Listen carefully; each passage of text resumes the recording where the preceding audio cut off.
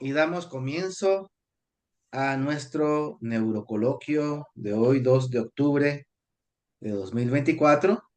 Y pues tenemos un tema de suma importancia en el proceso educativo mundial y pues, no digamos, en Guatemala, en donde estamos todavía con bastante trabajo por delante.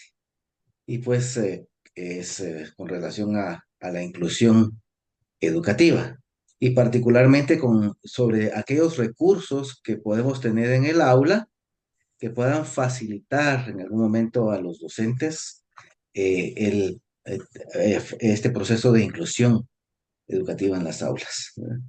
Y para ello pues tenemos acá el grato apoyo y la presencia del licenciado Pedro Samayoa Arenales.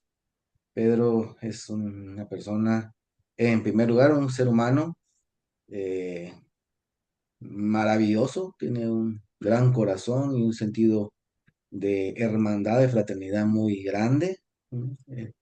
Hay mucho compromiso en pro de revolucionar este ambiente educativo que cada vez es menos funcional cuando nos enfocamos desde lo tradicional. Y pues quiero presentarlo. Eh, Pedro, pues es psicólogo clínico, egresado de la Universidad Rafael Andívar, eh, es orientador psicopedagógico y pues ha tenido una serie de formaciones en educación especial, en todas las que tengan que ver con discapacidad. Trabajó en el Centro de Educación Especial y la Pálida España como director de asistencia educativa. Ha tenido una serie de especializaciones como terapista de Neuronet, en el programa de enriquecimiento instrumental y LPAD, eh, y en diferentes áreas de especialización en lo socioemocional. Y pues es cofundador del Instituto de Estimulación Integral y Colegio Seguín, eh, del proyecto educativo Kipling, del proyecto educativo Educare. Ha trabajado en diferentes actividades de ONG, coordinando programas que tienen que ver tanto con inclusión educativa como con desarrollo socioemocional. Y pues, ¿qué hace bien? Organizar y coordinar equipos de trabajo, planificar y implementar procesos de educación inclusiva, eh, ejecutar procesos de orientación de psicoterapia y asesoría psicopedagógica, organizar y promover comunidades de aprendizaje por medio de las tecnologías de la información y la comunicación, TAP y TEC, y pues dirigir procesos de atención en crisis, asesorar y acompañar y orientar a jóvenes y maestros y padres de familia en procesos de toma de decisiones. En realidad, por la experiencia de Pedro es vasta, es un referente de la educación inclusiva en Guatemala y pues para mí es un privilegio que esté acá con nosotros y poder decir que es un amigo personal. Bienvenido, Pedro. Qué bueno que estás acá compartiendo con nosotros y pues te dejo en el uso de la palabra para que comencemos esta actividad que definitivamente va a ser muy enriquecedora. Gracias, Luis. Te repito que es un gusto estar aquí con vos tan entusiasta con este proyecto desde hace rato ya. Y pues ya nos conocemos de hace tiempo.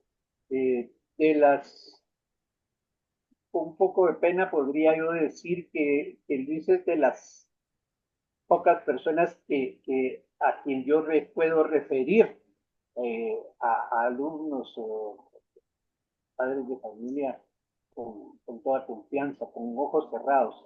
Con un ojo cerrado y uno abierto, pues, pero de Gracias, los Pedro. pocos, porque lo conozco, hemos trabajado juntos en algunos procesos, etcétera. Entonces te agradezco mucho la invitación, Luis.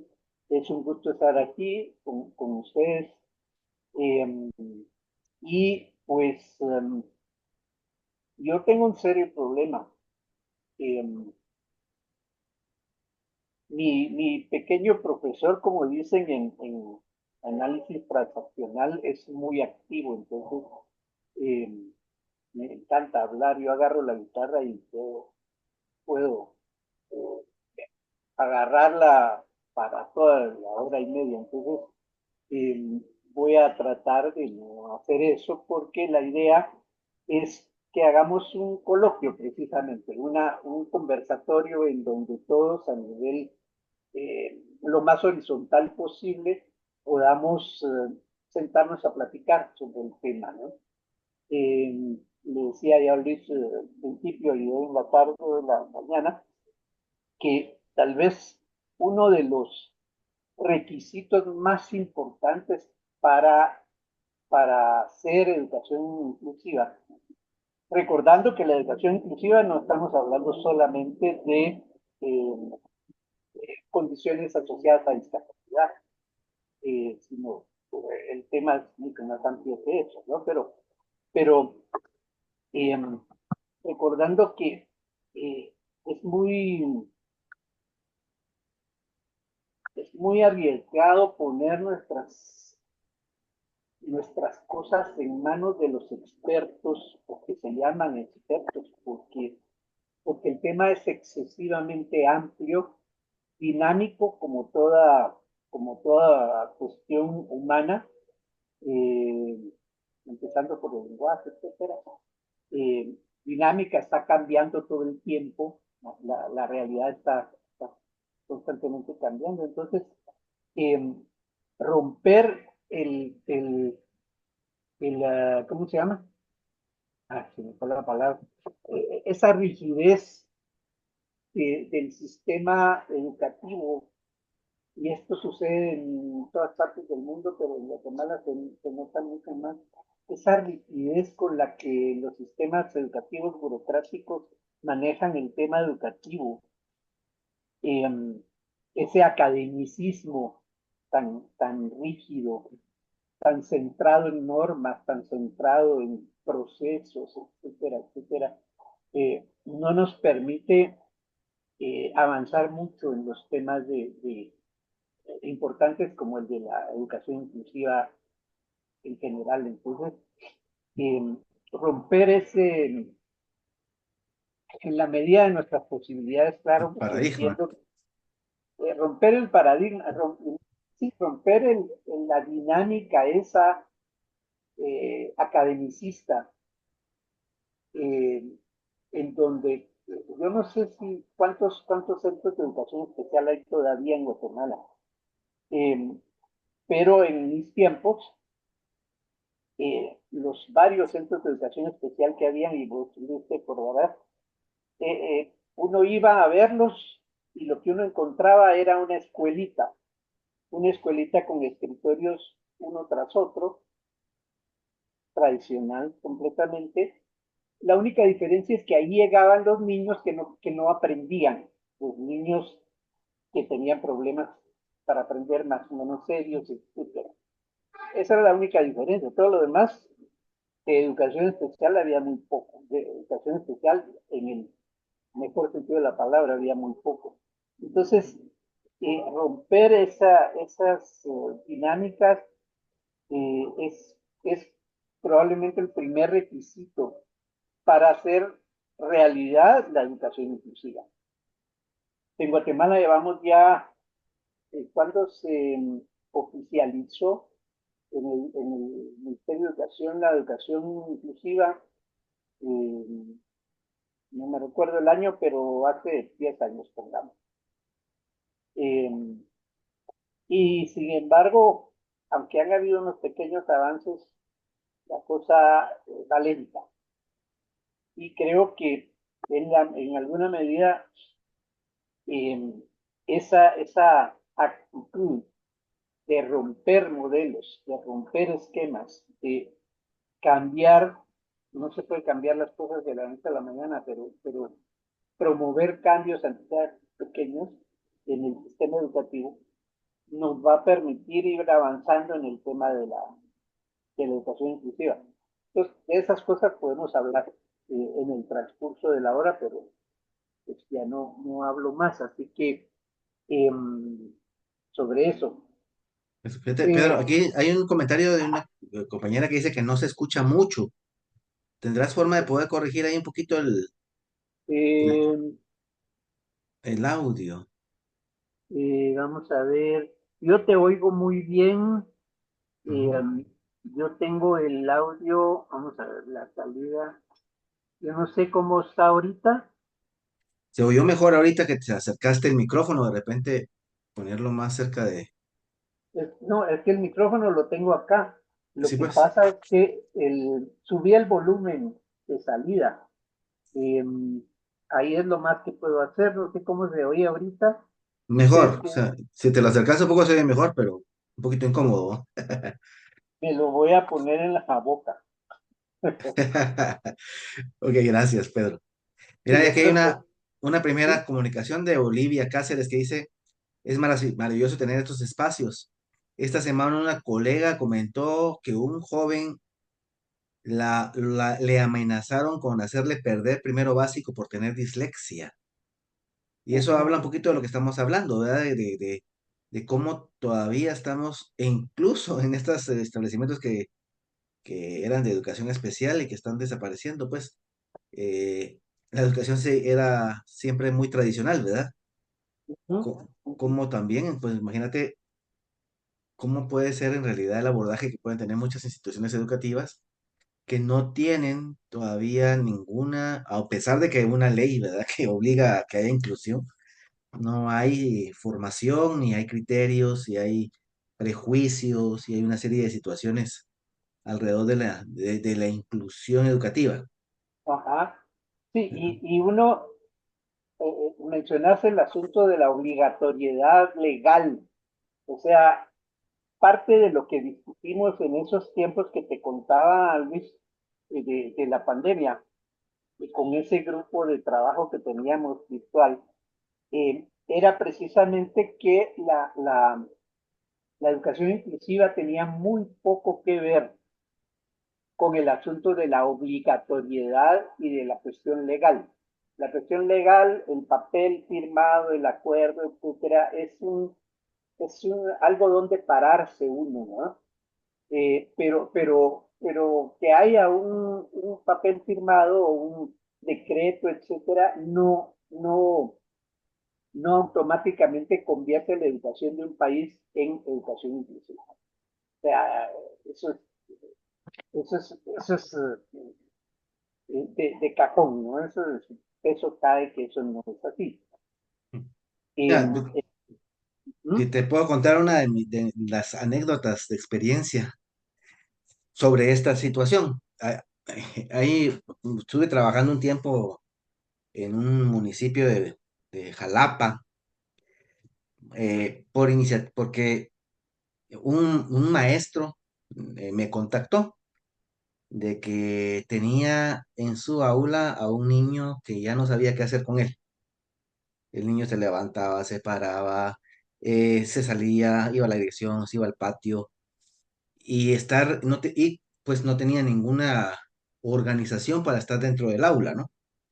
Y entonces el maestro estaba que ya no sabía qué hacer, porque precisamente la ley obligaba a que el niño estuviera en la escuela y pues ya era el último recurso que tenía este niño, porque había pasado por todos los colegios privados y por todas las escuelas del pueblo.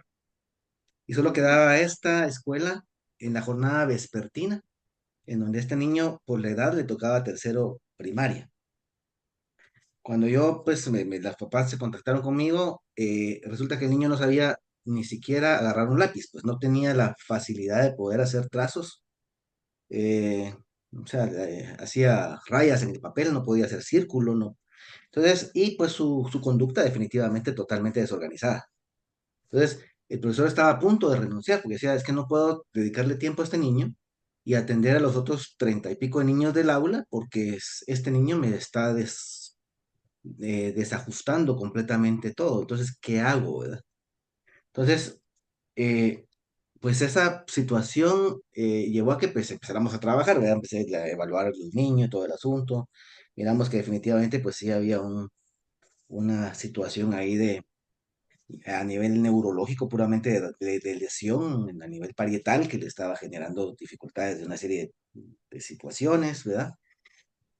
Y pues comenzamos el proceso con Neuronet, con todo lo que sabemos hacer, ¿verdad? Para poder apoyar a este niño y empezar a orientar el proceso de inclusión en la escuela. Porque resulta de que, y los docentes tienen toda la razón, existe la ley, pero simplemente la ley obliga a recibir al niño, pero el docente, el maestro, no tiene ningún recurso en su aula, o sea, no tiene recursos, ni de formación, ni recursos eh, físicos, ni del ambiente social de ninguna naturaleza para poder tener cómo incluir, cómo poder hacer este proceso de que este niño que tiene unas necesidades específicas, eh, distintas a los de los otros niños, pueda encajar en un ambiente tradicional, ¿verdad? Y ese era su gran conflicto, cómo en esta estructura tradicional, esta estructura que vos decís tradicionalista, ¿verdad? O esta estructura academicista, ¿cómo logramos entonces que este niño que tiene estas necesidades particulares, específicas de apoyo, pueda entrar en un ambiente en donde todos los demás niños están, y no digamos en un ambiente enriquecedor, ¿verdad? Porque estamos en un ambiente en donde lo que está favoreciéndose es la memoria, está favoreciéndose las estructuras tradicionales de enseñanza, ¿verdad? Y pues definitivamente ahí este niño no va a encajar. Entonces, de ahí no vamos, entonces, poco a poco te voy contando la experiencia, ¿verdad? Cómo fue transformándose esto, ¿verdad? Pero aquí entonces, Pedro, el asunto es, ¿cómo podemos hacer los docentes que estamos en estas situaciones para contar con algunos recursos que nos ayuden con estos niños y estas niñas que tienen necesidades específicas de apoyo y cómo podemos lograr que estos niños puedan compartir de forma con equidad con estos otros niños que están dentro de un ambiente neurotípico, por decirlo de una forma, o está con unas necesidades estándar o regulares, digamos. Ujú. Y qué hacer ahí, pues, qué hacemos, Pedro? ¿Cómo podríamos apoyar? Eh, sí, yo pienso que, como te decía al principio, eh, en este tema, como en muchos otros, no hay recetas ni hay caminos únicos. Depende mucho de muchos factores, eh, muchas veces no controlados, ¿no? Eh, la cuestión, hay una cosa importante en Guatemala eh, en cuanto al sistema educativo.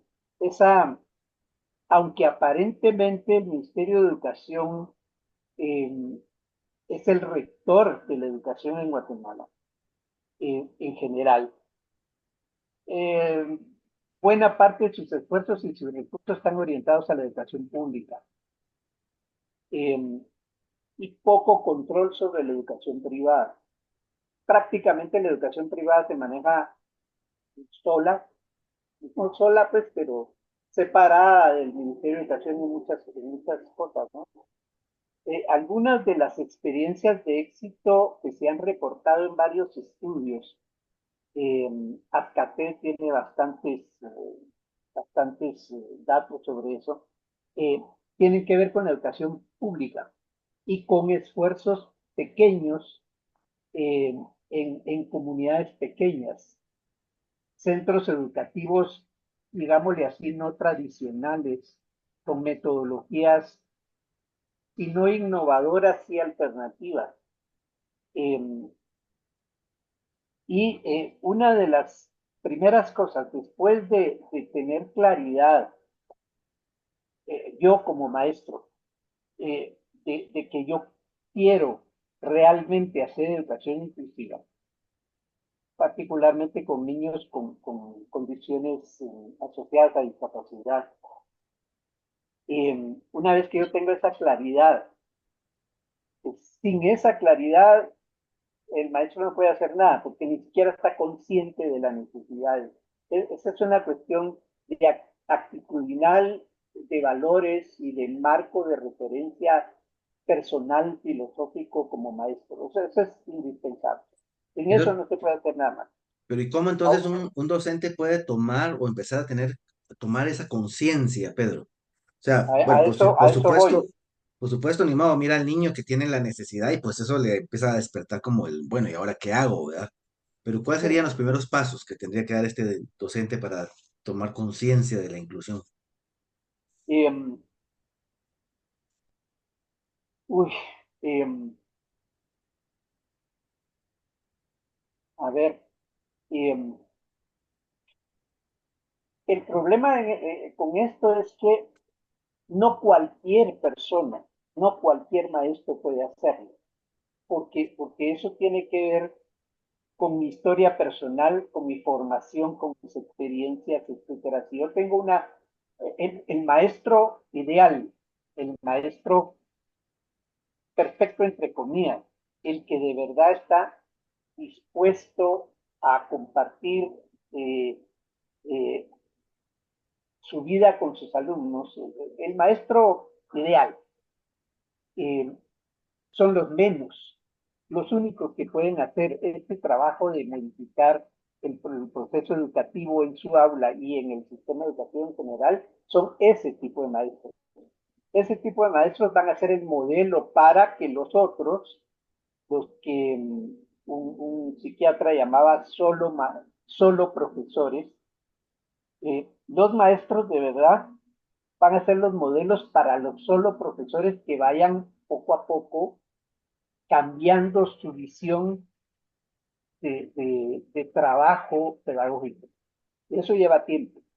O sea, Lo primero, es un proceso de modelaje, digamos. Hay un maestro con mayor conciencia que empieza a modelar y que otros profesores puedan empezar a tomar ciertos elementos. Por ahí es lo que nos estás sí, planteando.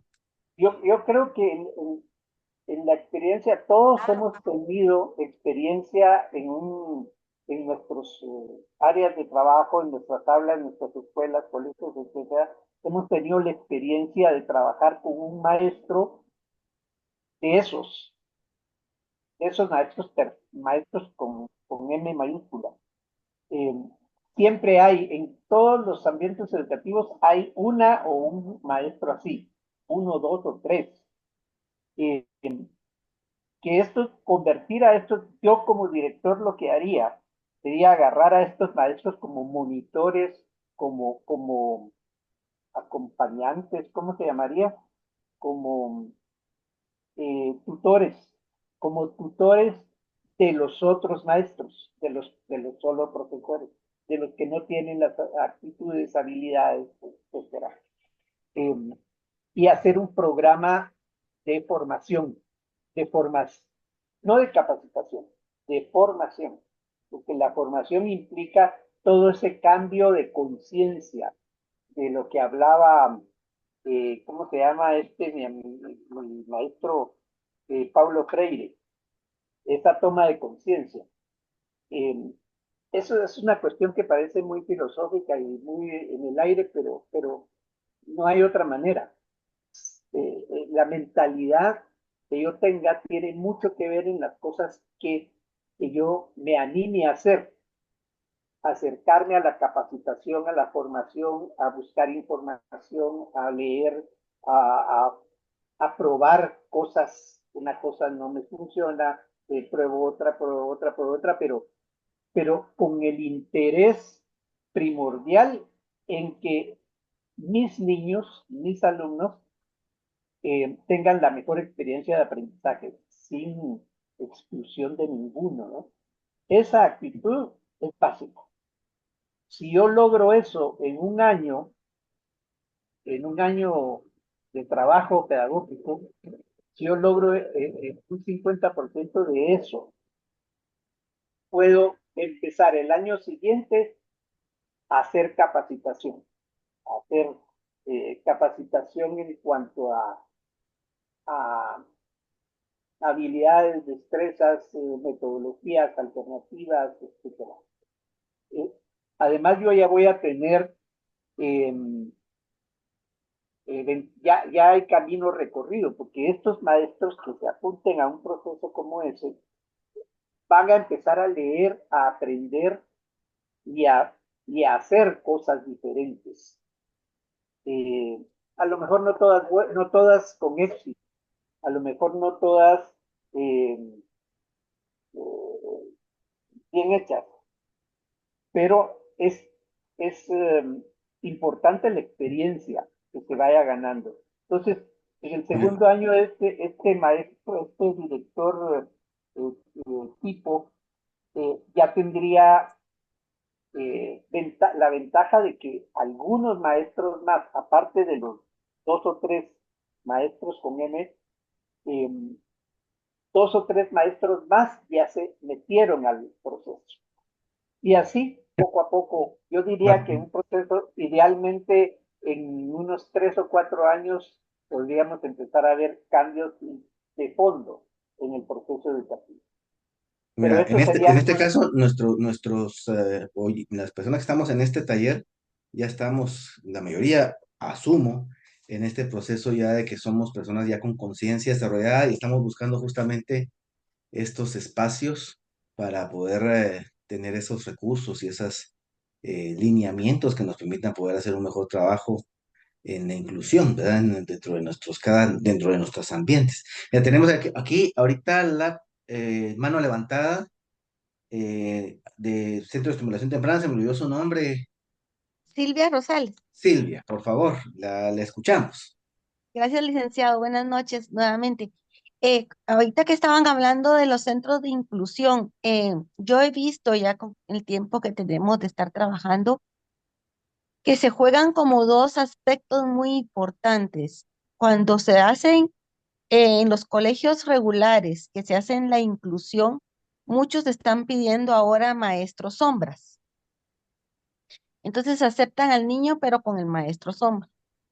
Y el maestro sombra solo acompaña y si se desregula, saca pero realmente adecuaciones curriculares que les hagan a los chicos no hay. Llevan los ujú, mismos libros de texto cargadísimos que llevan ahora los alumnos por lo regular. Están en el grado que les corresponde, no adecúan al niño según sus capacidades. Y el otro aspecto es que estos niños, nosotros estamos en una escuela de educación especial. Tenemos niños con autismo, síndrome de Down, discapacidad intelectual, Cornelia de Lunch, entre otros. No quieren que estos niños estén, vamos, en este tipo, nuestro centro, porque es como ya etiquetarlos que son niños que tienen necesidades educativas especiales.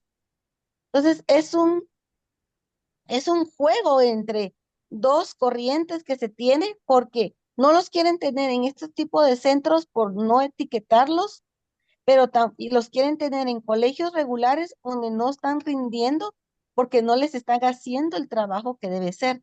Entonces, yo creo que el concientizar a los papás es un gran trabajo que tenemos que hacer porque son ellos los que no hacen que el niño progrese, ¿verdad? sí, Silvia, ¿verdad? Sí, Sí, Silvia, y qué bueno que lo mencionó. A la par de ese trabajo con los maestros, por supuesto hay que incluir sí o sí a los papás, porque en primer lugar, los papás son con quien el niño vive la mayor parte de su tiempo de vida, ¿no? En casa, en su contexto familiar, social, etcétera, es con los papás. Entonces, eh, los papás también pueden ser, tienen que ser un apoyo indispensable en un trabajo de equipo multidisciplinario en el caso de niños que tengan condiciones asociadas a discapacidad. Los papás tienen que ser incluidos en ese proceso que yo decía antes. Sí, definitivamente El tema de las maestras sombra, yo pensé que con la pandemia nos íbamos a avanzar un poquito en esto, y ahorita usted lo menciona que todavía permanece la sombra de los maestros sombra. Me preocupo porque yo pensé que en la pandemia íbamos a mejorar un poquito, pero obviamente no, ¿no? En muchos casos, no en todos, pero en muchos casos el maestro, maestra sombra se convierten simplemente en una manera de taparle el ojo al macho. Que la maestra sombra se haga cargo de este niño que como molesta, me quita tiempo, que la maestra sombra sea a cargo y es la responsable. Entonces, si el niño aprende o no aprende, la responsable es la maestra sombra. No, el niño realmente está incluido virtualmente, para usar la palabra, está incluido virtualmente. Tal vez está metido en el aula a la fuerza, por la ley, está metido en el aula, pero realmente no está incluido virtualmente porque no está incluido de verdad. Está incluido de mentiras, pues, así como estamos presentes ahorita nosotros, ¿no? Y la maestra sombra es la encargada del niño. Entonces, eh, esa, esa, ese tema de los maestros sombras como requisito en la mayoría de los colegios que yo conozco es un problema. Es un problema de política educativa, ni siquiera del Ministerio de Educación, porque el Ministerio de Educación no tiene maestra sombra en el sistema educativo público. Eh, Eso es un problema en el sistema educativo privado, que es el requisito que le ponen a los papás. Entonces, eso es una cuestión de política educativa de los centros educativos. Y eso también hay que cambiarlo. ¿Cómo? No sé, no tengo idea de cuál podría ser más que la formación y la capacitación. Ahí no hay otra forma, porque cambiar ese modelo academicista que yo mencionaba antes pasa por ahí, por cambiar las políticas educativas en el centro educativo. Se puede hacer más o menos en los colegios privados. Incluso en las escuelas públicas, creo que en algunas se puede hacer con mayor facilidad si la directora, si el supervisor es gente más proactiva, pro desarrollo, digamos, ¿no? Por romper esos paradigmas. Esos son problemas que están todavía pendientes y que en gran parte son responsables de que no se avancen esas cosas, ¿no? Pero hacerlos ver, darse cuenta de ellos es un adelanto, ¿verdad? O sea, Eh, podríamos decir, Pedro, que el principal recurso o el recurso más valioso que hay en el aula para lograr los procesos de inclusión es el docente mismo. O sea, la actitud del docente y el interés que pueda ir teniendo de formarse y de buscar en él esas herramientas. Y aquí hay un comentario muy interesante de Vania Gómez.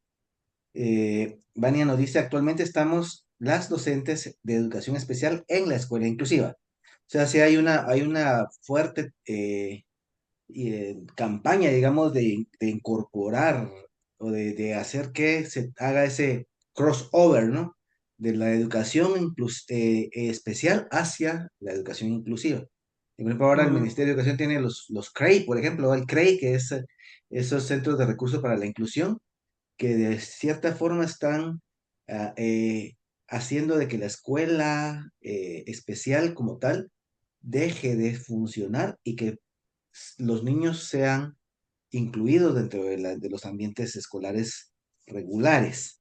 Y aquí dice, en mi experiencia, dice Vania, aún con toda la capacitación y formación que un docente pueda tener, si no hay un proceso personal de autosanación, no se adquiere la conciencia. No sí. basta con saber, lo más importante es querer y actuar desde el amor. ¿Qué pensás de eso? Sí, Pedro. sí, como decía antes, puede sonar un poco en el aire y así como espiritual, pero es así, pues, es una cuestión de desarrollo personal, por eso mencionaba yo la historia, mi historia personal de vida, mi historia como persona, pues la de cada uno de nosotros. Eh, entonces, por eso es que no hay eh, recetas, no pueden haber recetas porque cada historia de cada maestro es diferente.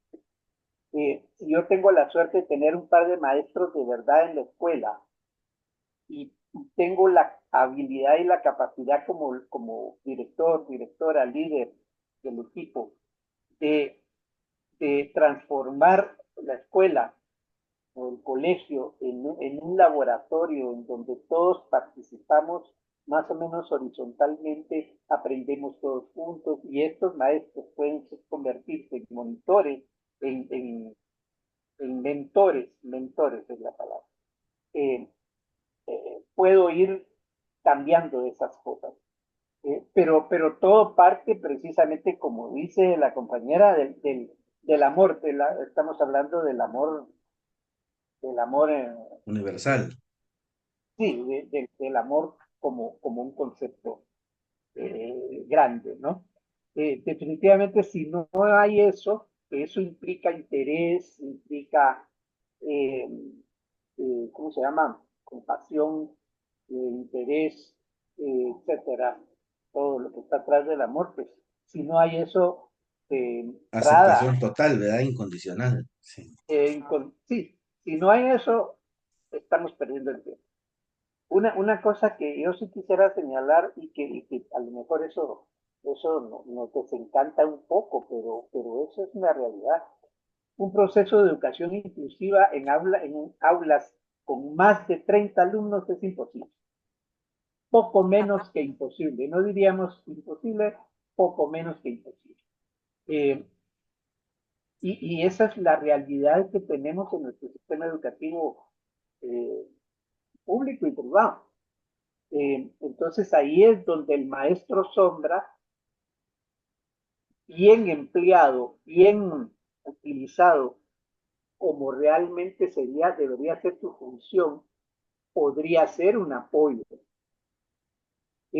Yo tengo mi última experiencia en educación inclusiva formal, porque ya estoy retirado de ese ámbito por el momento.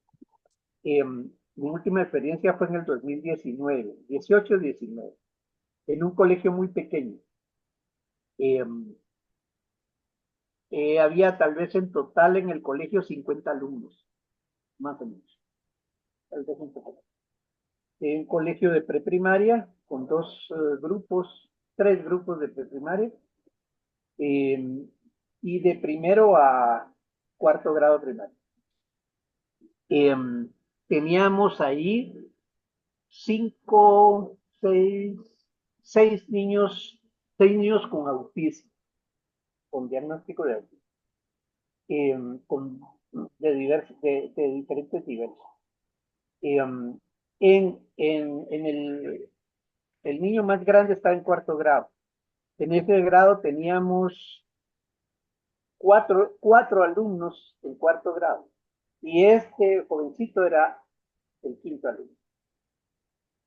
En cosa de 6 meses, de manera espontánea, los cuatro patojos neurotípicos se convirtieron en tutores de este patojo, de manera muy espontánea. Lo único que hizo la maestra y yo como asesor fue orientarles a los patojos cuando tenían preguntas. De hecho, hay una entrevista que se hizo en un evento de la Asociación por el Autismo de Agua en el 18 o 19, antes de la pandemia, en donde se les preguntó a estos jovencitos, tres de ellos, cuál había sido su experiencia. Y ellos dijeron ahí muy claramente qué les había parecido la experiencia.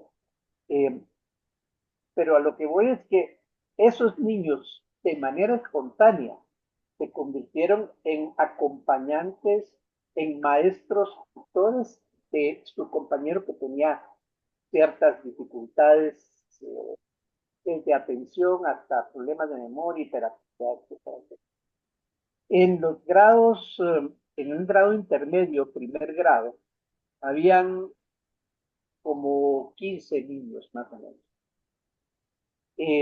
El patojo que estaba ahí pues, tenía autismo de grado uno, digamos, lo que se llama Asperger todavía.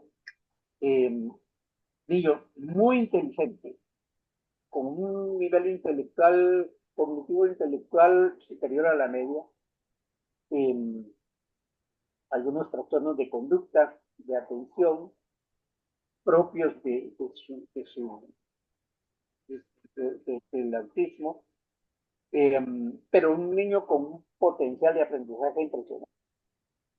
Aquí hubieron más problemas, habían más niños y la maestra no estaba muy interesada realmente en ayudar.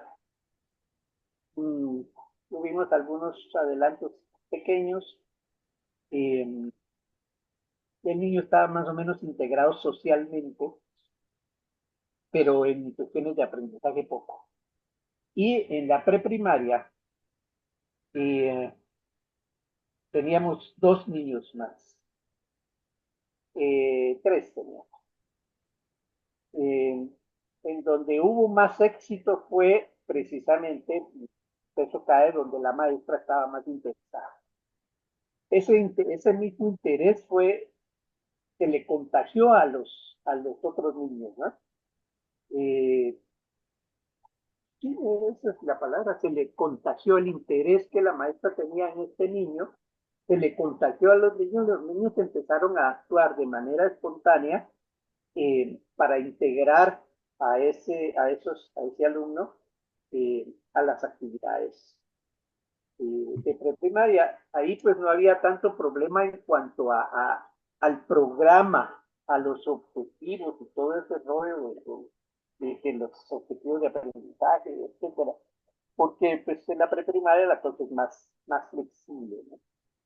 En la preprimaria es donde se pueden empezar mejor, más fácilmente por los niños, por los maestros y por la currícula, digamos, que es mucho más flexible y abierta, los procesos de educación inclusiva. Empezar educación inclusiva en sexto grado, en secundaria, es por, o sea, eso, pero en la preprimaria se puede hacer con más facilidad.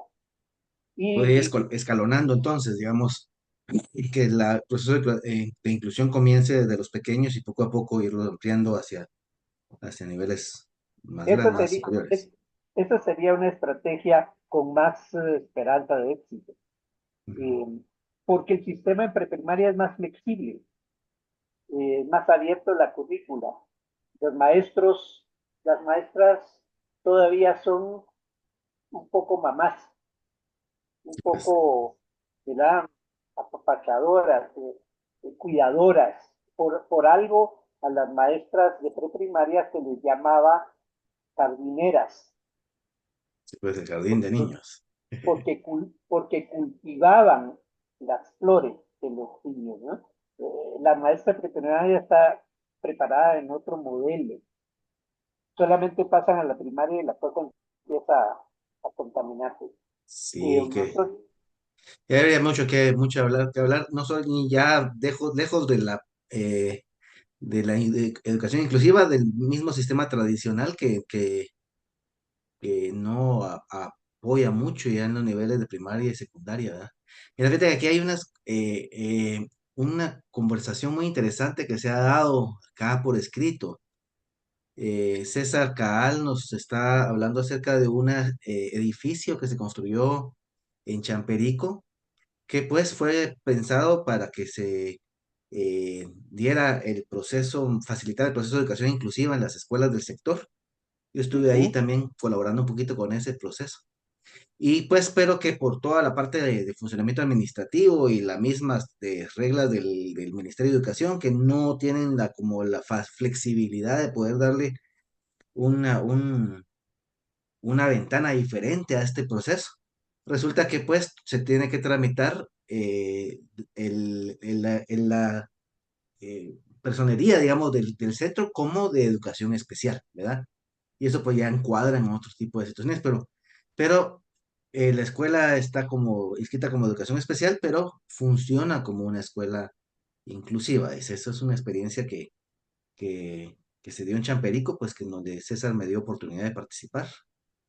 Y muy interesante. Ángela Corredor dice, el maestro sombra no tiene muchas veces conocimiento de funciones y adaptaciones académicas. Son muchas veces escoltas de los niños y generan una barrera relacional con el resto de los niños del salón. O sea, en lugar de hacer inclusión, están haciendo una exclusión con una barnicito de inclusión, ¿verdad?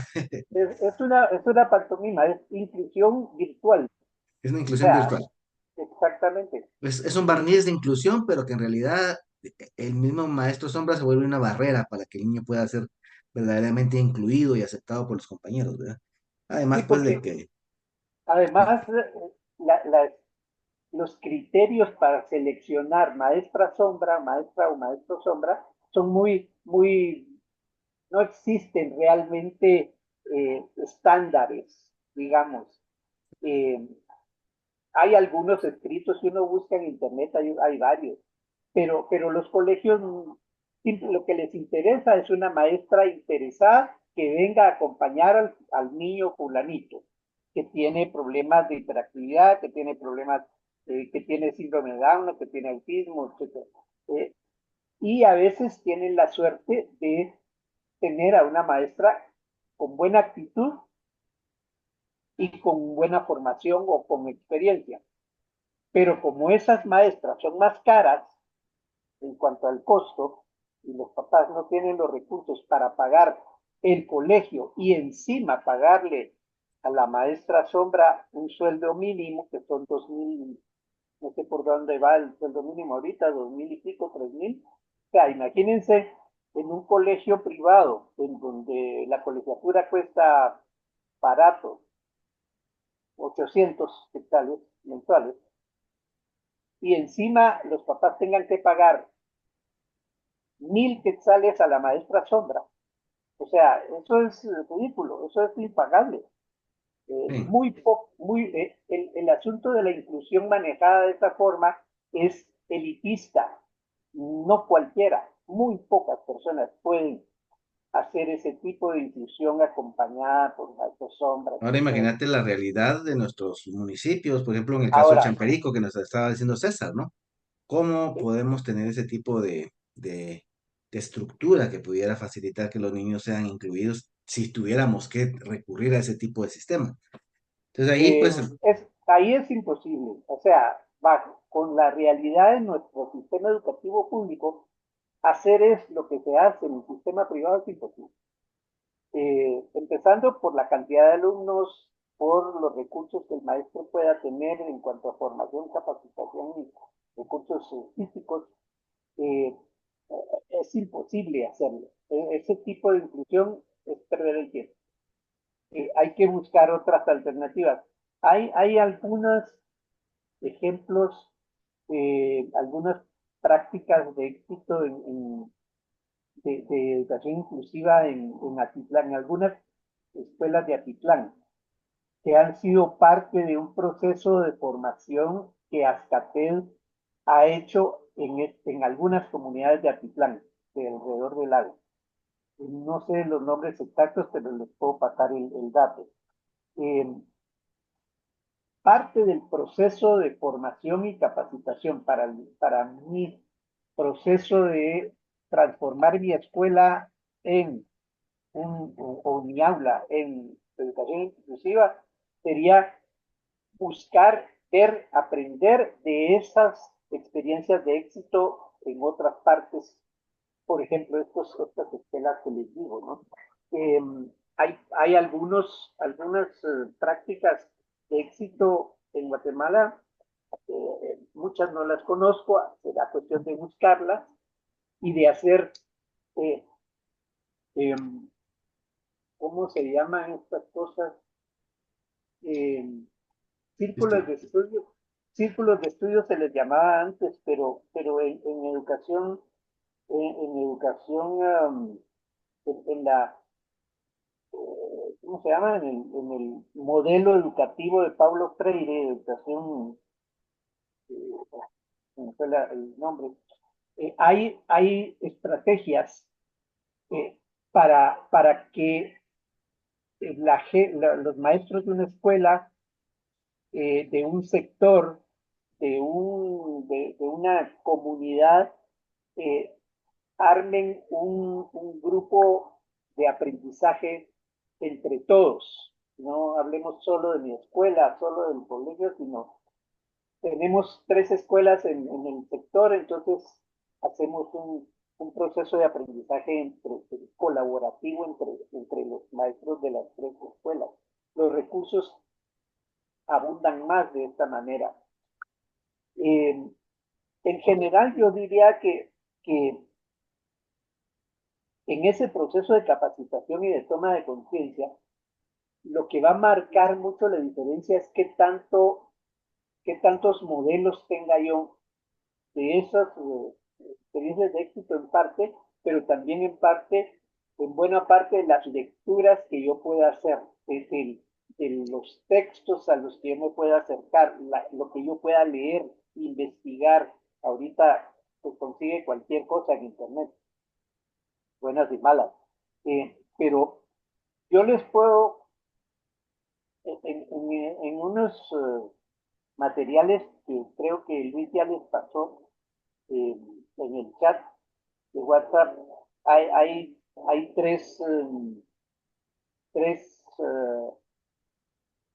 un artículo dividido en 3 partes, en donde hay algunas claves concretas específicas, basadas en mi propia experiencia, y no quiere decir que eso sea lo único que se puede hacer, ni que tampoco fue una cosa perfecta, porque tampoco lo fue.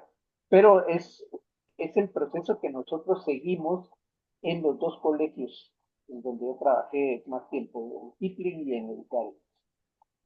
Pero mi recorrido personal, digamos, de formación, yo de hecho no soy maestro de profesión, yo soy bachiller.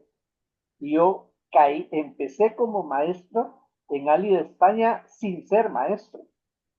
Eh, yo empecé a trabajar como maestro en educación especial, con niños tremendos. Y yo tenía 0 experiencia, aparte de mis hermanos, no tenía ninguna experiencia en niños.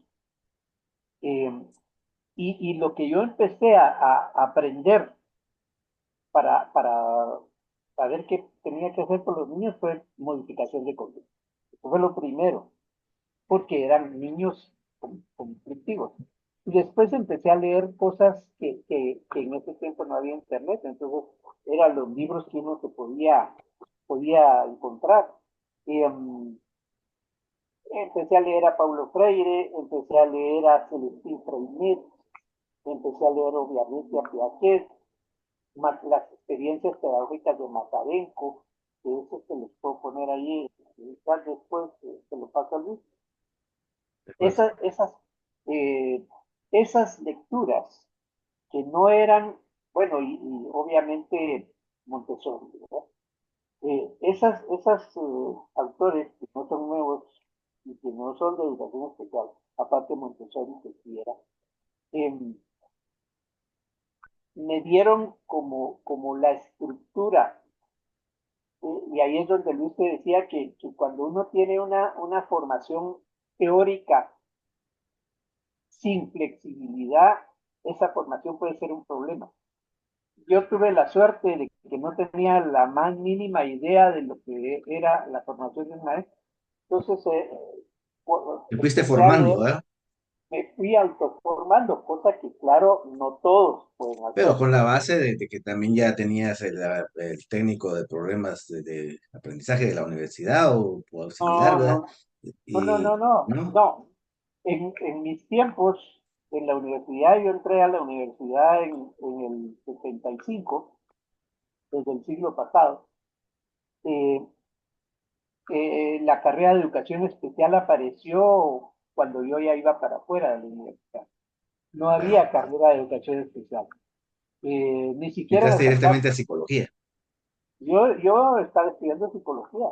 Yo llegué a trabajar al Álida con esa actitud del estudiante de psicología que viene a enseñarles a todos estos maestros que no saben nada lo que es la psicología pedagógica. O sea, Mm. esa actitud así arrogante del estudiante de primeros años. Y pues el primer día me di un topón, ¿no? O sea, aquí venís a, Te bajaron del trono. aquí venís a aprender. Todos Mm, estos son tus maestros. sí, Eh, ves. y, pero eso fue como el principio y esas lecturas me dieron a mí las bases para poder empezar a estructurar mi pensamiento pedagógico. Eh, bueno, hay otros muchos, pero esos que mencioné O me sea, dieron las bases. o sea, lo importante para que nos quede es que parte de esos recursos que se necesitan para el aula, pues está en leer bastante, en leer a Montessori, a Freire, a Piaget, y bueno, y de ahí podríamos hablar a todos los Vygotsky y todas estas personas que han aportado mucho para que podamos tener conocimientos. Ángela tiene, corredor, tiene la mano levantada desde hace rato. Le damos la palabra. Ya se le durmió la mano a Ángela. Sí, adelante Ángela, bienvenida. Hola, buenas noches a todos. Gracias por la invitación, primero. Y pues fíjese que yo, pues sí, a mí me gusta mucho la teoría de la inclusión, pero yo creo que la mejor analogía que hay para la inclusión es más como la hospitalidad. Entonces es como imaginar que llega un visitante a tu escuela, a tu salón, llega un visitante nuevo. Aparte que ese visitante, súmale que no, que tiene un idioma diferente, unas costumbres diferentes, una cultura diferente. Entonces, tienes que acoger a esa persona, a ese visitante, y tienes que no, empezar a conocer a ese chiquito, digamos, ese pequeño visitante, y hacerlo sentir bienvenido. Muchas de las causas por las que un niño, digamos, en el aula se pone tan tremendo que no se sienta, que se sale, que interrumpe la clase y todo esto, es porque en realidad no encuentra su lugar y no se siente bienvenido. Entonces, la hospitalidad es una analogía que creo muy conveniente ahí. ¿Y qué hace uno cuando recibe una visita? Entonces, pongo la analogía. Uno eh, prepara la habitación, los alimentos que le gustan.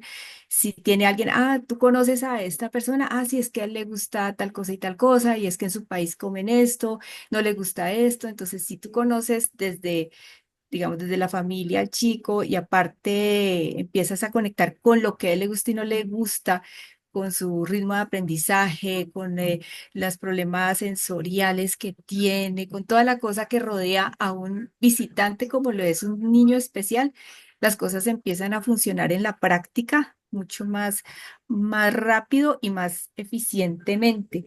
Y que ellos saben cuando se sienten bienvenidos, además que al grupo de aula, a los niños, también hay que enseñarlos a hacer, acoger al niño, a acogerlo con cariño, a hacerlo parte de ellos. Y los niños son más intuitivos que los adultos. Entonces, lo que decía Pedro, el hecho de que los otros niños hagan como de puentes de mediadores, eso es genial. Entonces, sí, más bien la analogía de la hospitalidad, cuando no se sabe, cuando no se tiene toda la herramienta, imaginen que es un visitante nuevo y cómo hacerlo sentir cómodo en el aula. Pienso yo, ese es mi pequeño aporte. Buenísimo, ¿no? Y es así, ¿no? O sea, tal vez lo más importante de un proceso de inclusión, pues no es que los niños tengan ya la nivelación para ser buenos lectores, que tengan una buena capacidad procesamiento de datos o lógica, ¿verdad? Sino es precisamente el que se sienten acogidos y el trabajar toda esa parte de, de lo humano y de la parte emocional y darles recursos de sus habilidades sociales, ¿no? Para que desde ahí puedan ellos interactuar y sentirse parte del grupo, que se sientan pertenecientes, ¿no? Y yo creo que esa analogía de ser recibido, ¿verdad? A ver cuándo tengo la oportunidad de ir a Colombia y conocer a Ángela y tener esa experiencia de ser No, acogido. cuando quieras. No, igualmente Ángela aquí, ¿verdad? Pues, Bienvenido, claro. no, pues, qué importante eso, ¿no? Que el niño, la niña, sin distinción de sus capacidades o cualquier otra necesidad específica de apoyo que tenga, se sienta así, perteneciente, acogido, ¿no? A ver, Sí, tenemos por aquí algunas, si me das permiso, Pedro, aprovechando el dale, dale. espacio, vamos a leer algunas cuestiones que están por acá que son interesantes, ¿no? Pedro César Caal nos dice, además de la formación docente, es importante considerar los recursos, así como el entorno de oportunidad, ya que en las áreas rurales la niñez tiene pocas opciones para vencer las barreras en diferentes áreas de su crecimiento. E incluso en la escuela no reciben educación inclusiva. Considero que es fundamental todos los aspectos que estamos mencionando en este espacio. Y sí, los recursos son muy importantes, ¿no? Dice, y dice Ángela, los recursos con los que cuentan los maestros a veces no abarcan la complejidad del proceso inclusivo. Los recursos no son solo didácticos o pictogramas, es apoyo, es asesoramiento continuo, es evaluación del proceso. Dinora Alvarado nos dice, los niños deben ser atendidos en el salón de clases y también en casa para fortalecer sus habilidades, necesidades que se deben atender, desarrollar y fortalecer. Es responsabilidad personal prepararme para afrontar las necesidades que se den en el aula. César nos sigue contando aquí que los y las docentes deben tener las competencias profesionales para hacer que su aula sea inclusiva. Esto significa que la niñez, no sé cómo expresarlo acá, quizá entre otros parámetros de normalidad respecto a estos temas. La zona próxima es fundamental para mí en este proceso, ya que es ahí donde se da un aprendizaje en doble o hasta 4 vías, además de incluir a las familias. Exacto, dice Vania. Como lo dice el licenciado, además no tenemos como líderes a directores que puedan guiar el proceso adecuadamente. Y esto es una situación, otra vez, que es muy compleja, ¿no? O sea, es el maestro que necesita ser orientado, el director que debería tener esa como guía de qué hacer, esas padres de familia que tendría que tener conciencia también de buscarle oportunidades a sus hijos, los recursos que el aula necesita, ¿no? María Eugenia Martínez dice, yo tengo la experiencia de que si se trabaja juntos, docente, estudiantes, padres de familia e instituciones de apoyo a niños con necesidades específicas de apoyo, el niño o niña sale adelante, logra aprender. Eso es muy cierto, María Eugenia. Yo también tengo esa experiencia. Ángela Corredor dice maravilloso cuando los compañeritos se convierten en mediadores. Eso es fruto de maestros que generan confianza. Muy buen punto, Pedro. Dice.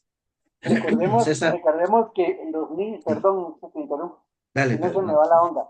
sí, Los niños, eso ya lo sabemos desde hace tiempo, pero se nos olvida, que los niños responden y aprenden de lo que ven de los adultos, no de lo que oyen, no del discurso de que tienes que ser acogedor con y que etcétera, y que tienes que ser compasivo y o sea, los discursos, de los discursos los niños no aprenden mucho, aprenden de lo que ven. Si los niños ven a una maestra, un adulto acogedor, comprensivo, interesado, etcétera, etcétera, los niños van a hacer lo mismo. Eso es válido para la casa y es válido para la escuela también. Entonces, el modelo es esencial, así como el modelo para los solo profesores, el modelo va a ser el maestro o maestra. Y para los niños, el modelo va a ser el maestro. En casa los papás, pero en el aula la maestra y el maestro son el modelo. Lo que el maestro haga, eso van a hacer los niños. Y eso ya lo sabemos, ¿no? De hace tiempo. El modelo es el adulto. Ya que podemos ir diciendo, o sea, hay entonces como recursos, el principal recurso es el docente, su actitud, su formación. Otro Ujú, recurso muy importante dentro del aula son los mismos niños y niñas, ¿no? Que se vuelven mediadores, que se vuelven acompañantes, que se vuelven parte de, que incluyen, ¿no? Que son esos entes. Y yo pues tengo la experiencia de que no hay mejor maestro que el mismo niño enseñándole a otro niño. ujú. Realmente Exacto. es maravillosa la forma en que las personas de la misma generación pueden comunicarse para, en sus códigos, ¿verdad? Para poder lograr que haya esos procesos de aprendizaje.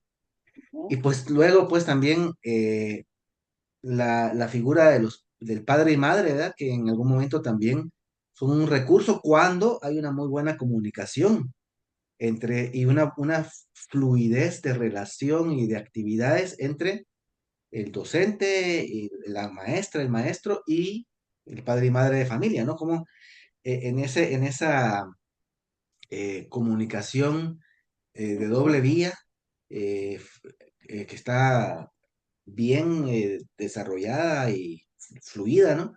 Puede haber realmente también un recurso muy valioso, ¿no? Para que estos niños y niñas, y no solo con el niño que tiene una necesidad específica, sino que En todo. con todos, para que también Es estos que, otros padres de familia tengan esa conciencia de la inclusión y del beneficio que están recibiendo su niño al estar en contacto con niños que tienen, que son diferentes, ¿no? Pero que enriquecen la experiencia, ¿no? O sea, qué interesante, porque yo cuando pues, pensaba en los recursos en el aula, pues vea, estaba pensando, qué sé yo, en la tablet o en los pictogramas o en, qué sé yo, en recursos de memotécnicos o qué sé yo, qué cosas, ¿no?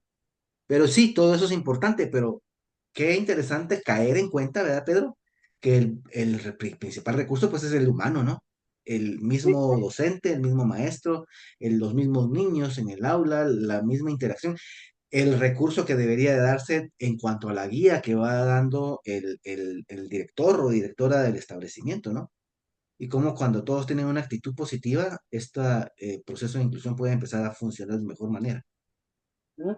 Hay una anécdota muy conocida que ahorita yo no me recuerdo cuál es, pero se las voy a buscar y se las pongo ahí, de una maestra, tal vez algunos lo saben, una maestra que no sabe qué hacer, se está jalando el pelo con los niños que saltan, que se suben los escritores, su desorden llega al supervisor y le dice, mire, ¿qué le pasa? Es que yo no sé qué hacer con los niños, ya me estoy volviendo loca, entonces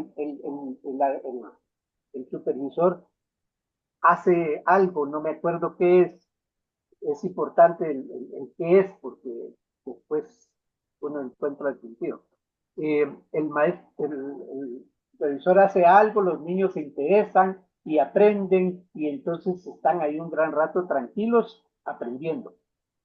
Eh, y entonces la maestra dice, ay, mire, le agradezco mucho, qué bueno que me enseñó esto, que no sé qué. Bueno, el supervisor se va y la maestra a los 15 días o al mes regresa al supervisor y encuentra el mismo desorden, ¿verdad? El mismo relajo y la Mm. maestra volvió loca otra vez. ¿Qué pasó? Pues mire, no platicamos la vez pasada. Sí, pero es que ahí viene el chiste. Se los dejo ahí para que lo imaginen. Pero eso es exactamente lo que están diciendo. Yo les voy a pasar la anécdota y se la voy a compartir. Es precisamente lo que estás diciendo. O sea, es la actitud y la actitud por aprender y por ir más allá de lo que de lo que yo aprendí como que fuera receta de cocina en un libro, digamos. Yo me aprendí esa receta, la aplico, me funciona una vez, pero la segunda vez ya no me funciona, ¿y ahora qué hago?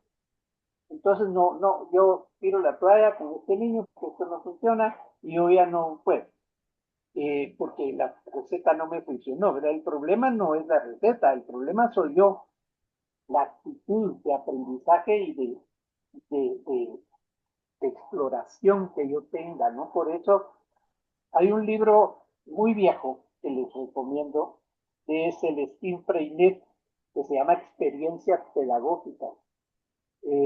Difícilmente se consigue, a lo mejor se consigue en PDF, les voy a pasar el nombre, porque Freinet era un maestro rural en la España de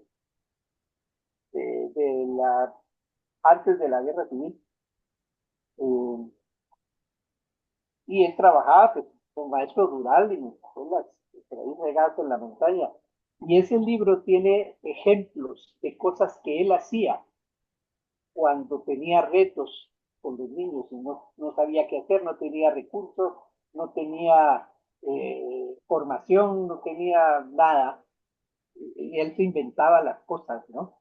Entonces, ese libro plantea ejemplos muy prácticos y a la vez muy filosóficos en cuanto a lo que debería ser la educación inclusiva.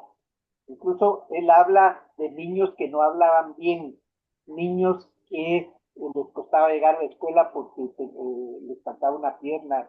Eh, no era un maestro inclusivo, no era un maestro preparado académicamente, era un maestro rural, pero él tenía la claridad y la actitud para poder llevar a los niños a una situación de aprendizaje ideal, sin importar limitaciones que tuviera el niño o él mismo como maestro. Y eso tiene que ver con algo que dice Alan Dyson, que es un teórico de la educación inclusiva inglés de Oxford. Él separa la inclusión en 4 niveles.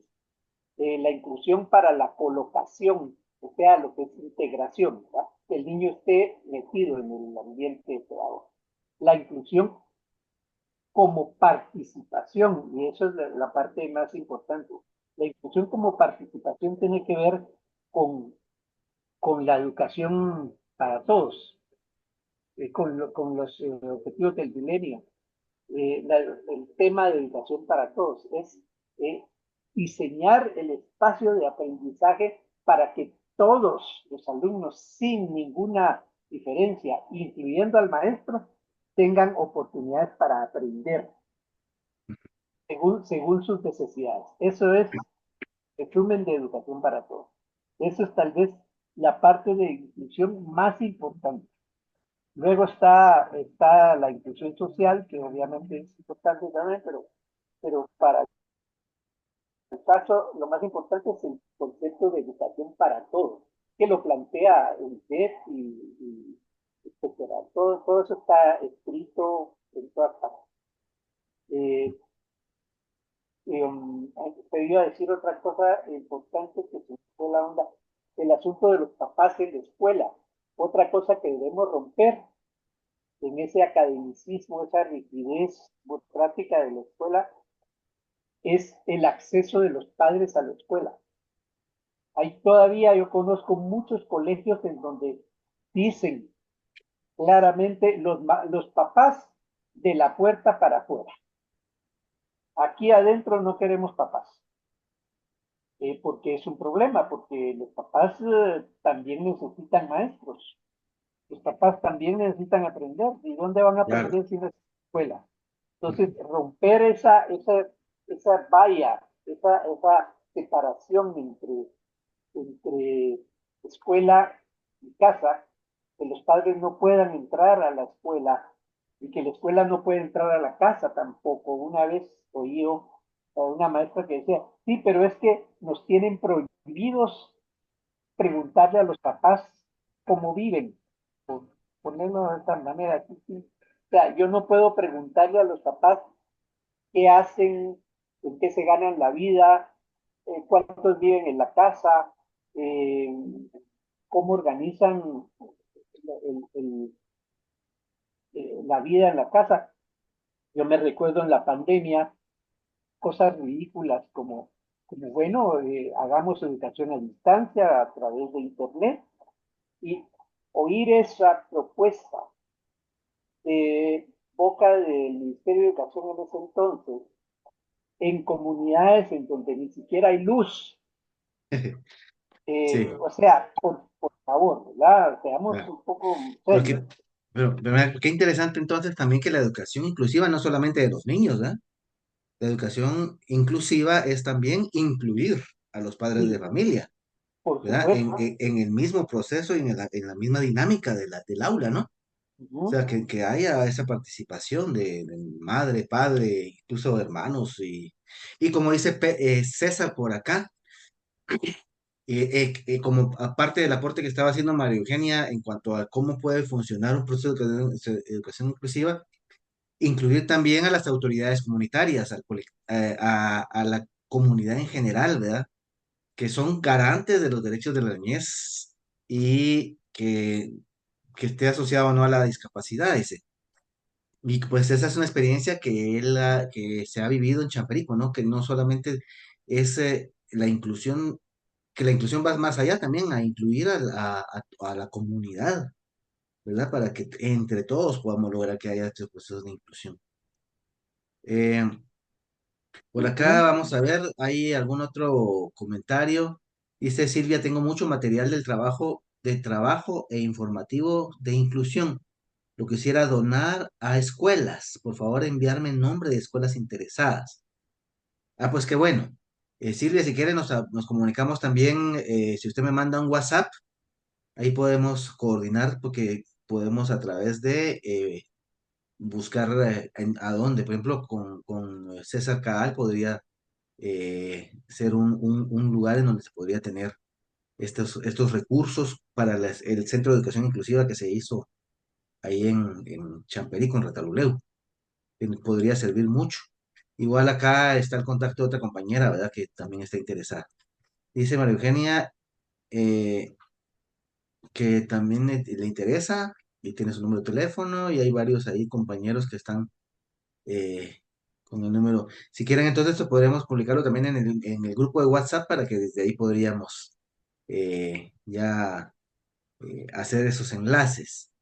Vania dice, tal como lo dice la compañera, es la hospitalidad para todas y todos. Actualmente la inclusión va más allá de la discapacidad. Hablamos de inclusión referente a todo. Y sí, o sea, estamos hablando de educación desde la perspectiva de la discapacidad, ¿verdad? O niños con necesidades educativas especiales o específicas como sin discapacidad. Pero la inclusión va mucho más allá porque la inclusión es incluir eh, por igual, con los mismos derechos y oportunidades a los niños y las niñas, sin importar género, situación étnica, su estatus migracional, su preferencia sexual. O sea, hay muchas cosas que también son parte de estos procesos de inclusión que no hablamos, porque también Ujú. tenemos mucha prejuicio también, y por supuesto por algo que empezar, ¿verdad? Y la punta del iceberg de la inclusión educativa es los niños con y sin discapacidad con una necesidad específica, y por ahí es donde estamos empezando, ¿no? Ojalá en realidad llegue el momento en donde podamos hablar de la educación del ser humano. O sea, que ya no sea necesario tener que hacer referencia a la palabra inclusión, que eso ya sea parte como de lo normal, de la normalidad o de lo que es esperado en un ambiente educativo, ¿no? Simplemente hablar de la educación para todas y para todos, porque todos tenemos los mismos derechos y todos tenemos el derecho a tener las mismas oportunidades, ¿no? Respetando, por supuesto, nuestras diferencias y nuestras capacidades y nuestros proyectos de vida, etcétera, ¿no? Pero que todos pudiéramos tener educación, ¿verdad? O sea, sin eh, ¿cómo se llaman estos adjetivos adicionales, ¿no? Como inclusivo, por ejemplo, que eso dejara en Sí, algún momento de ser necesario. eso, ¿Qué pensás de eso, Pedro? eso comentábamos en ese grupo que yo que platicaba antes, durante la pandemia. O sea, la palabra, el concepto de inclusión es un concepto artificial que necesariamente tuvimos que inventar.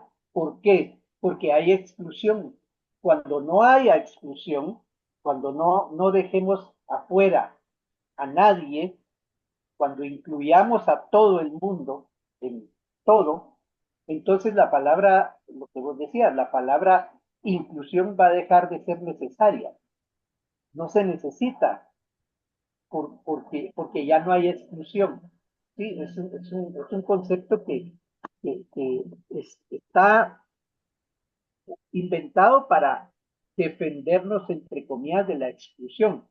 Eh, que esas cosas siguen siendo filosóficas, pero es que por eso decía yo al principio, si no discutimos, si no aclaramos, si no hablamos sobre estos conceptos que son filosóficos, que son filosofía de la educación, pues pongámosle así,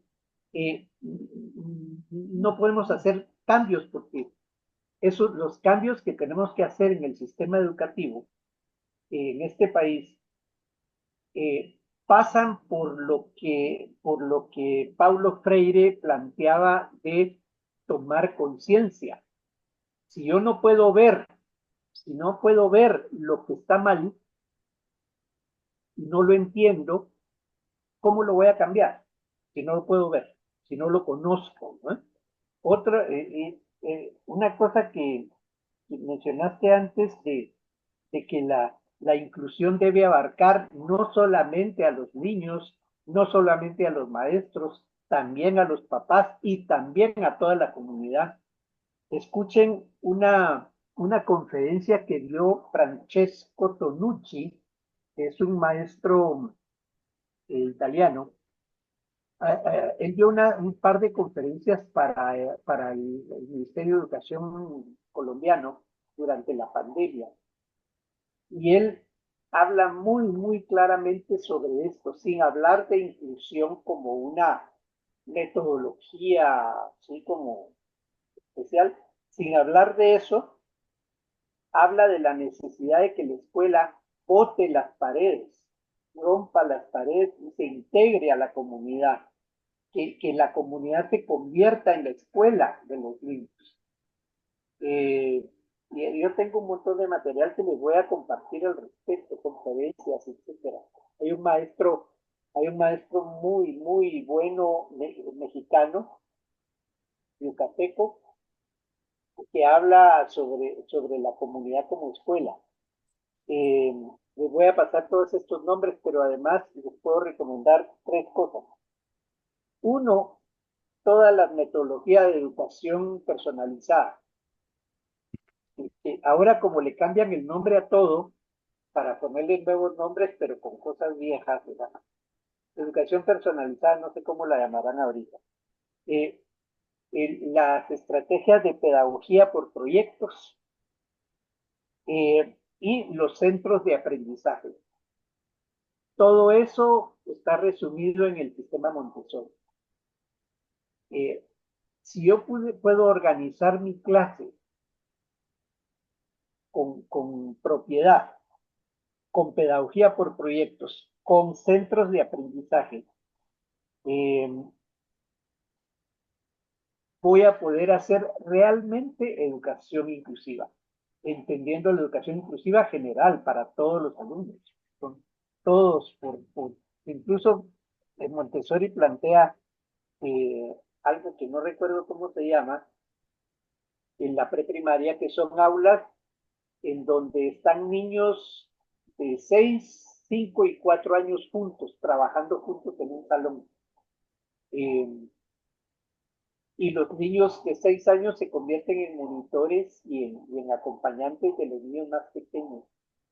No me acuerdo cómo le llama Montessori a eso, pero ese tipo de experiencias, si yo las puedo poner a funcionar en el aula, me van a ayudar mucho a empezar a trabajar educación inclusiva.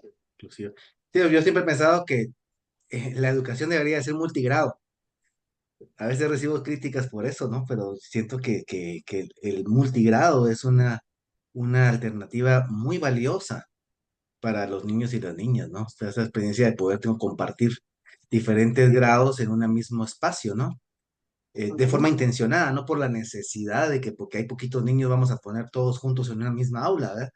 Sino porque intencionadamente estamos organizando los grupos para que funcionen como multigrado. Sería una experiencia pedagógica muy interesante para poder analizar. ¿Sí? Hay aquí algunos, te voy a comentar otros aportes que hay. César nos dice que un docente, considera que un docente debe abrir su mente y su corazón a los retos reales de su aula, es decir, estar en continua adaptación de su entorno y poner en marcha sus competencias, además de generar nuevas, ya que ser docente es el equivalente a un escultor, a un ingeniero o a un piloto que en algún momento se verán frente a una muralla que deberán pasar. Y esto se logra con el apoyo de la comunidad educativa en general. Una pregunta para Pedro, dice Ángela. Cuando el maestro se siente sobrepasado por lo extenuante de su labor, ¿qué tipo de ayuda debe recibir? La dirección de las escuelas se preocupa por los maestros y su salud mental. ¿Qué Ese dices, es Pedro? otro, ese es otro tema importantísimo. Cuando hablamos de educación inclusiva, también tenemos que hablar de el tema de la salud mental. Eh, trabajar, trabajar como maestro es una de las, no me recuerdo en qué lugar está en la escala de estrés, una escala internacional que mide el estrés, pero está entre los 10 profesiones más estresantes en ser maestro. No digamos un maestro de educación inclusiva, un maestro de educación especial.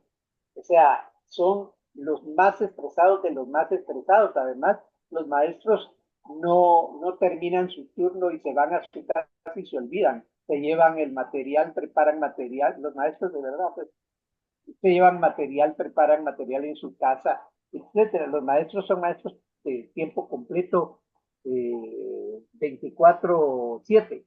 O sea, más estrés que ese no hay. El bombero termina su turno y se va a medio descansar, pero los maestros están todo el tiempo aquí, en ese rollo. Entonces, la salud mental de los maestros es importantísima.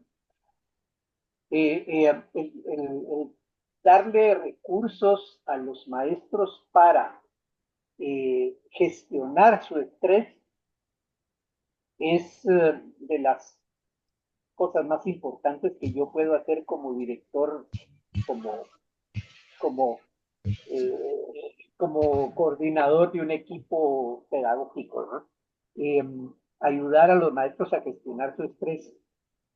Para esto hay unas experiencias muy interesantes en España, que también les puedo pasar el dato, sobre el uso del mindfulness para gestionar el estrés de los maestros en el aula. En el aula con sus niños y en ellos mismos. De hecho, mi tesis de graduación está sobre ese tema, entonces les puedo compartir bastante material sobre eso. Pero fuera del mindfulness, o sea, buscar estrategias para que los maestros gestionen su estrés es indispensable.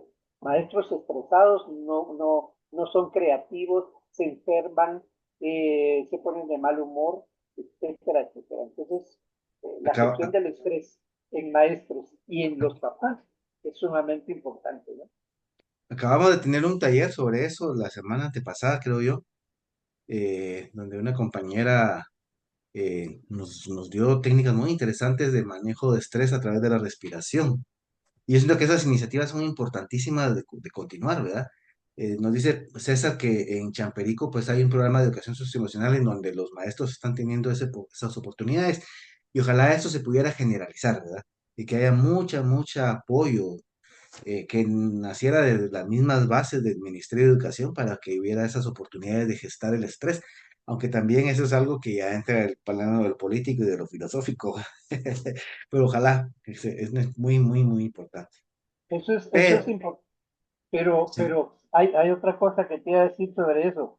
Em, esas son iniciativas que los maestros, los directores, idealmente los supervisores deberían asumir independientemente de que las políticas del ministerio no lo incluyan. O sea, ujú, eso es autogestionar tus recursos.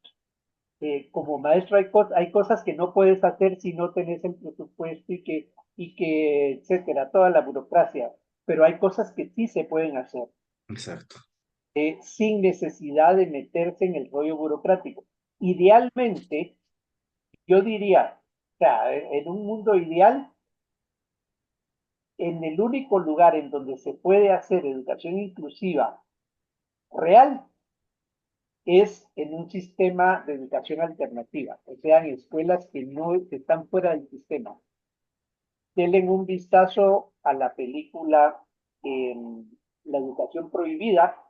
Ahí les voy a mandar el enlace. Creo que Luis la has visto y tal vez algunos de los compañeras que están aquí la han visto. Si no la han visto, véanla. La educación prohibida es un proyecto interesantísimo argentino, una documental.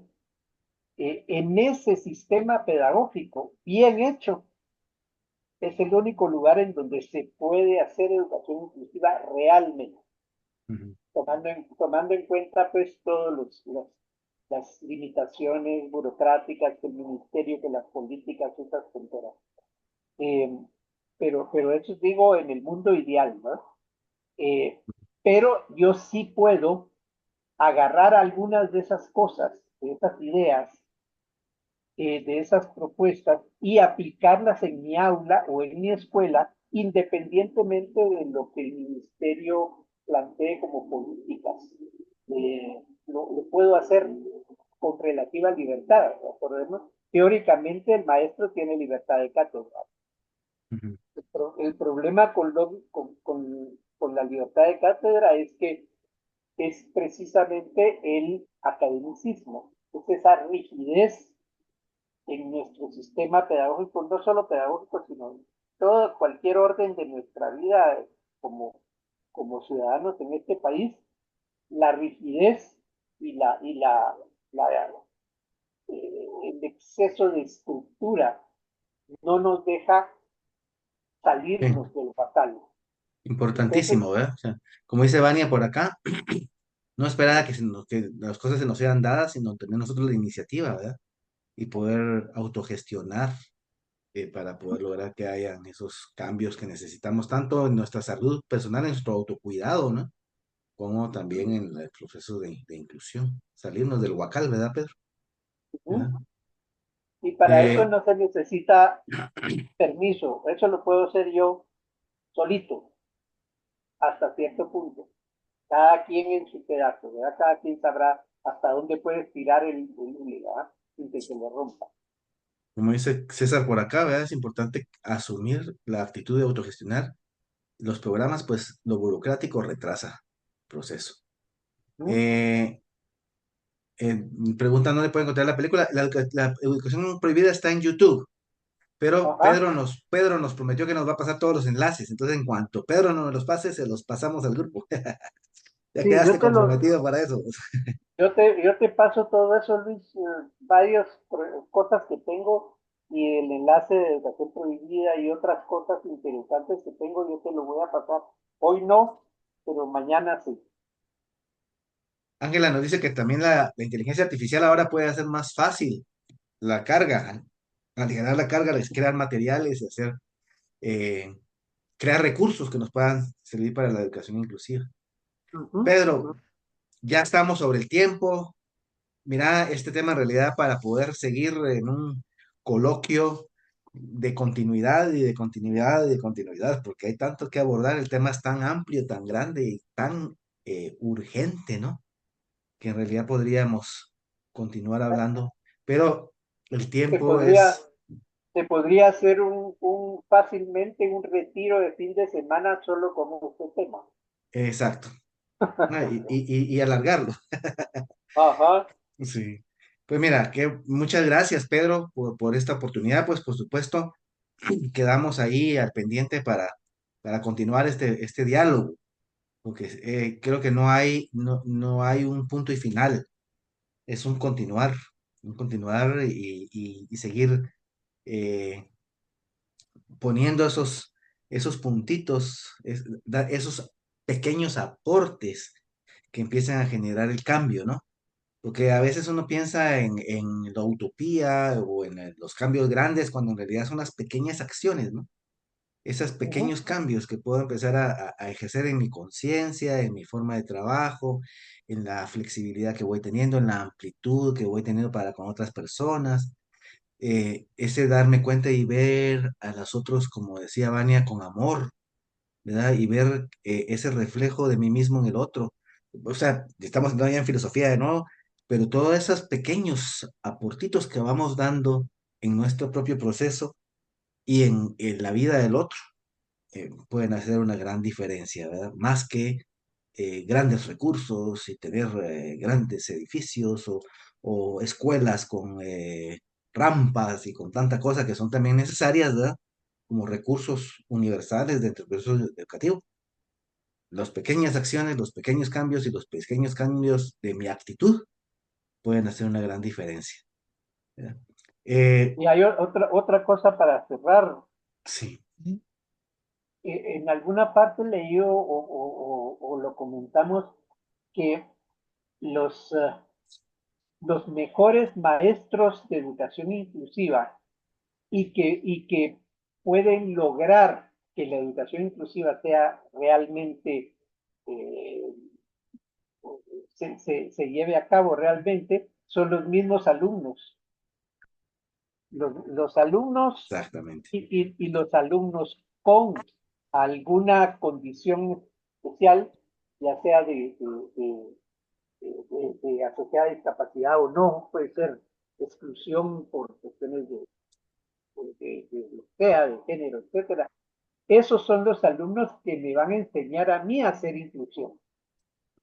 Eh, Es Como al me revés, ¿verdad? enseñaron a mí, sí, o sea, hay, Sea, y hacer referencia a tu propio proceso, ¿va vos llegaste al ajá, Álida con el asunto de yo voy a venir a ser el que va a modificar a estos maestros que necesitan aprender y te topaste con que fue todo lo contrario, ¿verdad? O sea, fueron los maestros y los mismos niños los que te fueron formando como el educador tan sí, especial y tan con ese gran humanismo que sos, que yo admiro mucho. ¿No? gracias Luis, pero me sonrojo. Esas son una cosa que uno tiene que aprender es a reconocer sus privilegios. Yo hablo desde mi privilegio, o sea, yo tuve el privilegio de trabajar en el área de España en tiempos de oro, en la época de oro del área de España. Tuve ese privilegio de aprender con maestros eh, profesionales que trabajaban ya ahí y con niños. Reconocer los privilegios te hace también más humilde, ¿no? Porque yo logré lo que he logrado, mucho poco, por los privilegios que tuve. Y eso me obliga a, a devolver eso, a devolver lo que pueda, cuanto pueda, a cuantas personas pueda, eh, lo que ese privilegio me permitió. Entonces, todos tenemos privilegios que nos obligan a devolver a la comunidad, al país, a mis alumnos, etcétera. Todos estamos obligados porque todos hemos tenido privilegios, más o menos diferentes, pero todos tenemos. Y en este caso particular, pues muchas gracias, Pedro, por el privilegio de contar con vos en este neurocoloquio y te agradezco profundamente esta oportunidad de compartir. Y pues por aquí también para finalizar están los comentarios de varios compañeros agradeciendo, ¿no? Por el espacio, por el aprendizaje, dice César, por tu ponencia, Pedro, que inspira a escribir algunas líneas de trabajo, dice, el nuevo proyecto de Qué educación bueno, inclusiva, qué ¿verdad? bueno. Que dice, queremos hacer un encuentro personal que tenga experiencias de inclusión. Muchas gracias por los aprendizajes de esta noche y excelente ponencia. eh, que nos van a pedir apoyo. Gracias por lo enriquecedor del tema. Me deja con inquietudes para el ámbito, para desarrollar en el ámbito laboral. Me encanta compartir con ustedes, dice, de esta forma. Gracias por el espacio, licenciado Sandoval y licenciado Samayoa, por compartir.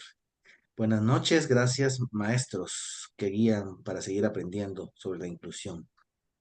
Excelentes ideas, yo estoy dispuesta a ser voluntaria para aprender todo y luego ponerlo en práctica. Dice, ojalá algún día algún inventor que cree un dispositivo que demuestre cómo es que se sienten los niños y niñas, igual que los jóvenes con necesidades específicas de apoyo, cómo ven el mundo y así comprenderlos. Muy agradecida, dice Ada Orozco, por esta ponencia. Y Jere dice, excelente ponencia, gracias por compartir conocimientos. Pues miren, gracias Pedro, vamos a continuar más adelante.